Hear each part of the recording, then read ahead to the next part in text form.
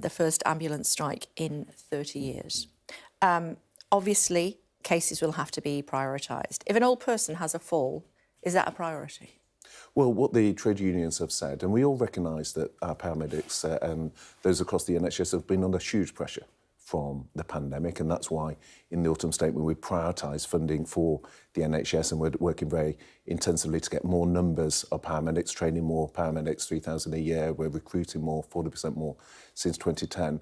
But in terms of what will be covered by the strikes, we're discussing that with the trade unions. They have said that they will cover life-threatening conditions. So now that tends to be less those sort of cases. They're usually called a Cat 3. So there's 4 categories of call: life-threatening, which is Category 1; emergency, which is Category 2. Those tend to be things like heart attacks and strokes. So your case K would often be classed as a Category or Category 4. At the moment, the trade unions are saying those things wouldn't be covered. What if somebody has a heart attack? You're saying that wouldn't be covered either? Well, the indication from the trade unions is that it would, but obviously there's discussions. What if somebody has a stroke? Well, we're having those discussions. Obviously, what the trade unions said to us, they didn't want to get into the details of exactly what derogations, what things would be covered and what would not, until they'd announced the date of the strike. Now they have done that. There's discussions that will take place tomorrow in terms of what exactly will be covered. Would you expect a stroke to be covered? If somebody had a stroke, would you expect the ambulance service to go firstly, I hope that we don't have the strikes. Part of the reason, as a government, we have prioritised the funding for the NHS. We have accepted in full K the recommendations of the independent pay review body. We also last year recognised... Nobody expected inflation to be as high as it is. Well, if you were to give everyone in the public sector a pay rise in line with inflation, that would cost £28 billion. And I think many of your viewers who are facing pressures with the cost of living would say a further £1,000 cost for them on each household to pay £28 billion extra at a time of cost of living pressure would be too much. So we have an independent pay review body for a reason, to look in the round at the balance. They came up with that before. And they came up with this. Yeah. And we have accepted that K in full. So we've accepted the independent. It's an independent process that looks at what the right level of pay is. Let me just pick up on something you said there. You said that, you're hoping to not have this strike on the 21st of December. Does that mean that you are planning more talks with the ambulance unions? I've made it very clear. I'm open to talks with the trade unions. I've not said any preconditions on that. I'm willing to meet them. I'll meet them today. My door is open. I've been very clear that I will engage with them. But if they do want to go ahead with the strikes, then obviously it's important we look at what is covered within the derogations, what areas. And I agree with you that it is important, particularly where we have life-threatening treatments, that those things are covered by the strikes. You say your door's always open. Rachel Harrison, the GMB National Secretary, says Steve Barclay needs to listen and engage with us about pay. If he can't talk to us about this most basic workforce issue, what on earth is he Health Secretary for?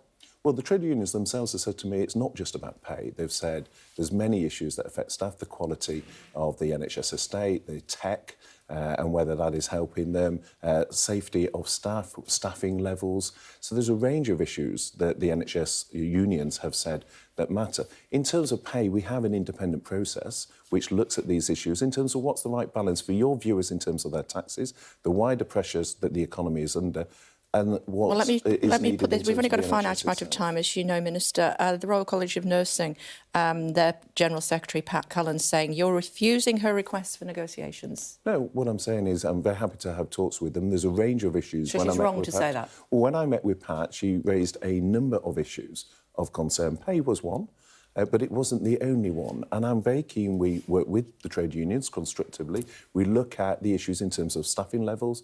So you're happy to talk to them? I'm happy to talk to them. It's wrong to say that you are refusing negotiations? It is, because they are the ones that have said that they want to negotiate on this year's pay alone as a precondition, when there are a range of issues that the trade unions say matter to their staff. And it's important we work together on those things. Talk to me about the backlog caused by COVID. What we're going to do about that? Well, there is, and you're absolutely right to say that it's driven by COVID. If you look at where we were before the pandemic, the number of people waiting, say, 52 weeks for an operation, 1,300, to where we are now, which is over 400,000, it's very clear these are challenges that are predominantly driven by the pandemic. That's why we've got a task force being launched in number 10. Today, we're opening another 19 community diagnostic centres. That's building on the 91 we've already done. Those 19 will be an extra 1 million of tests, because I think what many viewers want to know is, given the backlogs we face from the pandemic, are we doing everything possible in government to be innovative, to set up new diagnostic centres, to set up new surgical hubs? And that's what we're prioritising. And I think when we do look at the discussion on pay, if we were to meet the union's demand, which is a 19% increase, which is about 3 times more than many of your viewers themselves will be receiving, that 19 million would make it, 19% would make it much more difficult for us to get the backlogs down and to invest in things like the community diagnostic centres. Got it. Why hasn't Michelle Mone had the whip removed? Well, she's taken the leave of absence. Yeah, but why did she have the whip removed? Well, matters in terms of the whip are always for the chief whip, and that's a long-standing convention. But she's taken the leave of absence from the House of Lords, so she's not able to go to the House of Lords. And it's right that these issues are investigated, and that's what the department is doing, and that's what the House of Lords authorities are doing. Did you have any dealings with her at all during that time? No. Nothing at all? No. Well, I wasn't in the Department of Health. No, but you were in the Treasury. I was in the Treasury, yeah. She didn't approach you? To the best of my knowledge, no, I can't. I'm certain not. She apparently sent threatening emails to ministers and to the Chief Operating Officer of NHS Test and Trace. Is this the first time you're hearing about this when you read about it in The Guardian? I wasn't aware of that, so yes. But I think it's important that these are looked at properly, professionally, and that where the House of Lords are investigating this, which I understand they are, that there's a due process around that. And you don't feel that it would be appropriate for her to have the whip room? Are you happy that somebody who is apparently behaving in this manner can still say that she's a Conservative and represent your party in the House of Lords? Well, my understanding is she's taken the leave of absence. Yeah, of her own volition. Investigated. As I say, issues, there's a very long-standing convention that when it comes to issues of who has the whip or not, we have a chief whip that makes those decisions. Is it because the Prime Minister's not really in charge at the moment? I mean, there's another U-turn last night when it came to the onshore wind farms. What's going on? I think you can see, actually, the fact that the Prime Minister has taken a very strong stand in terms of the priority of getting inflation down, because we all recognise that unless we... It was a U-turn again last Well, night. I think it's important that we listen to colleagues. That is our parliamentary process. And it's important that we do these things with local consent. And so what we're saying in terms of onshore wind is we recognise there's massive pressure... But he said absolutely not in the summer. We recognise there's massive pressure in terms of energy bills. That's why we've got the package in terms of the £900 of support this year, £500 of support yesterday, part of that wider cost of living package. And that's also when we look at the challenge we have in terms of the trade unions and pay, it's important we look at that wider cost of living support. Well, as I say, I think listening to colleagues is a good thing, and ensuring that where communities have onshore wind, it's done with their consent and we're listening to those communities. OK, and I need to let you go, but just to clarify, you will let people know by the end of today, tomorrow, what...